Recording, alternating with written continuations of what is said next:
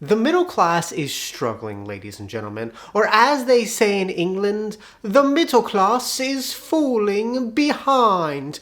And who is to blame for this? Well, some would blame the billionaires, others would blame the opposing political party, while others would blame corporate America. And although all of these are valid, I think the biggest one to blame is the middle class in itself.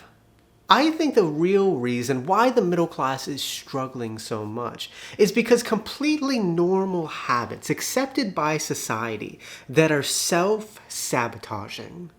And in this video, I want to examine the middle class and point out 8 of these self-sabotaging habits that are keeping the middle class poor. And the first habit is not understanding what the middle class is. Alright, so I think that the biggest habit that keeps the middle class poor is simply not understanding what it means to be in the middle class. And so let me explain. To be in the middle class means you make an income that allows you to afford an average quality of life and treat yourself on occasion. Now note how I said average and occasion. When you're in the middle class, you don't have every single thing you want and you still have to sacrifice to an extent. However, so many people have a completely different idea of what it means to be in the middle class. They think it means living a life of luxury where you can always treat yourself. Many people think that when you're in the middle class, you can afford everything you want and can treat yourself all the time, but this is actually the upper class. Middle class people become poor when they confuse the middle class for the upper class, when they think being in the middle class means that money is no object and you can buy whatever you want. But in reality, being in the middle class means settling for average and not always taking the easy route. Now, the second habit is thinking your salary will do all the work. Now, the biggest difference between someone in the lower class and someone in the middle class is having a salary that makes you feel comfortable. And one thing that's a blessing and a curse from this comfortable salary is that when people start to make a comfortable salary, they don't feel the need to budget, track their expenses, and set goals. They think that's what poor people have to do. With my salary, I don't need to do those things. They think that when you have a high salary, you don't need to come up with a financial plan because somehow it'll magically work itself out in the end. And what often happens is middle class people create this lifestyle where they're living above their means, paycheck to paycheck, and have no idea why. Middle class people become poor when they let their salary do all the work, when they think because they have a comfortable salary, they are exempt from coming up with a financial plan. However, regardless of your income, you still need to come up with a financial plan, otherwise you'll end up spending all your money and live paycheck to paycheck. Now, the third habit is viewing your salary as your income ceiling. Now, another curse of this comfortable salary is that it gives people this belief that their salary is their income ceiling, the maximum they can make. And they think that the only way to increase this ceiling is to get a raise or increase their salary. The comfort and predictability that people get from a dependable paycheck often makes them think that their yearly income is capped by their salary, which prevents people from discovering and getting creative of finding new ways to increase this ceiling, like investing or building some business, and instead just move very slowly on their financial goals because their salary slowly increases small percentages every year. Middle class people become poor when they view their salary as their income ceiling, when they fail to discover new ways to increase this ceiling and just be trapped in a single stream of income.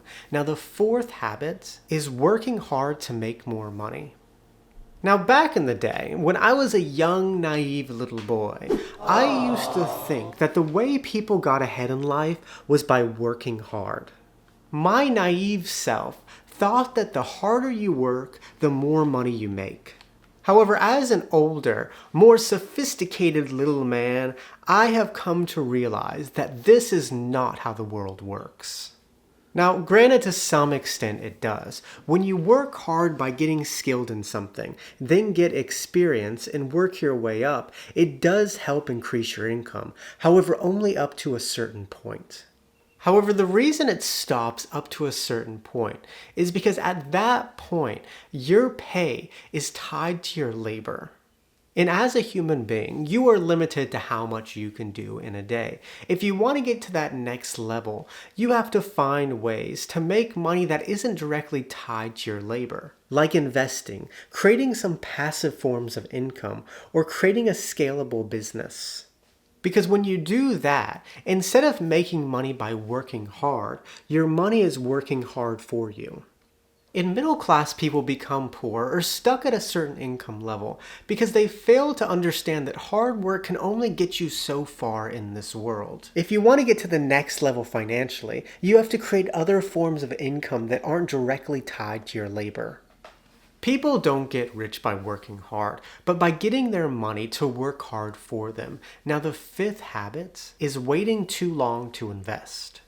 Now, the biggest wealth building tool that the average middle class person has at their disposal is the stock market. And the way the average middle class person makes money through the stock market is through something called compound interest, which is getting interest on the principal and getting interest on the interest.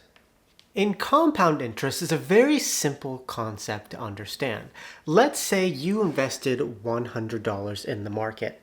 The first year, your investment will grow to $110, getting interest from the principal. However, the next year, your investment will grow to $121 because you're getting interest from the principal, but you're also getting interest from the interest. And over time, it'll grow in an exponential curve.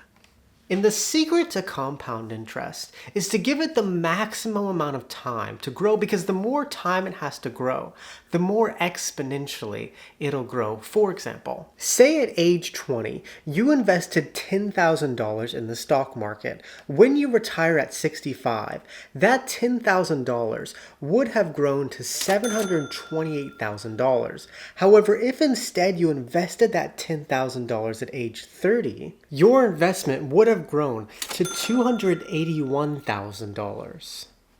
Substantially less, and the reason for that is because the bulk of the growth occurred in the last 10 years.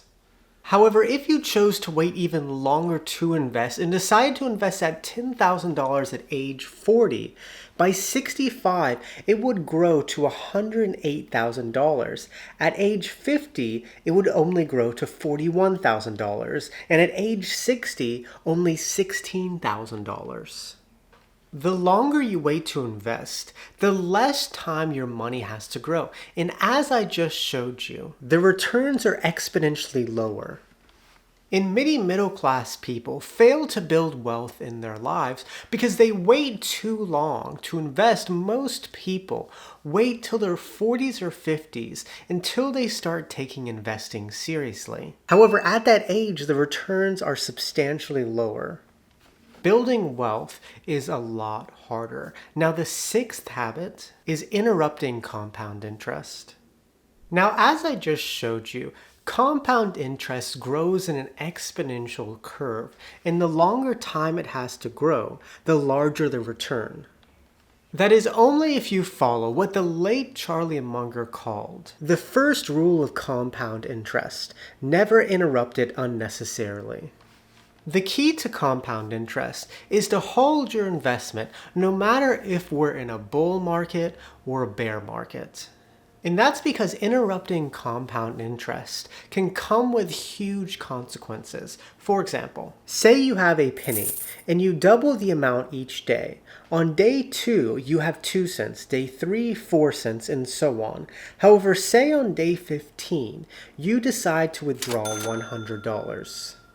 Doesn't seem like a big deal. However, you interrupted the compounding, and so your investment starts to grow at a slower pace. Then, say on day 25, you withdraw another $100. And again, $100 doesn't seem like tons of money, but let's see how interrupting the compound interest affected the growth. On day 30, your penny grew to a little over $2 million. However, because you interrupted the compound interest by withdrawing $200, your investment lost over $3 million.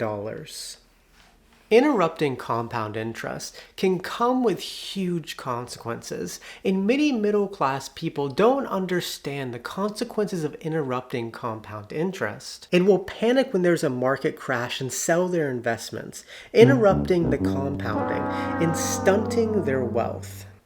Many middle-class people become broke or fail to build wealth when they interrupt compound interest, when they don't trust the process and panic sell their investments. Now, the seventh habit is saving for spending.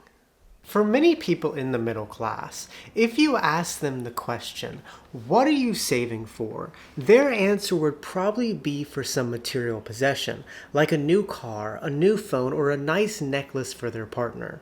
And although there's nothing wrong for saving for nice possessions, this idea makes the end goal of saving spending.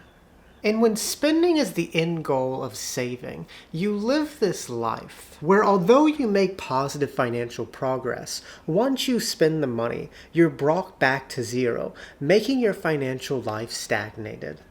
And many middle-class people become poor when they save for stuff, when they think that the whole purpose of saving is to buy something nice. They constantly return to zero and never end up reaching any financial milestones.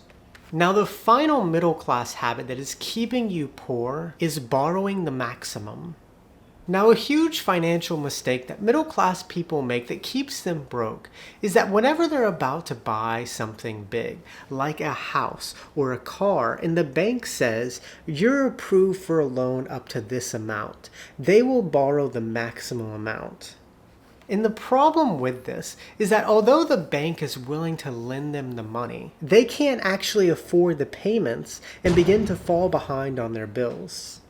Middle-class people become poor when they choose to allow the banks to tell them how much they can afford, when they blindly borrow the maximum and take on payments they can't afford. And those are the 8 middle-class habits that are keeping you poor. And with that, muchas gracias. Que tenga un buen día. Nos vemos, chicos.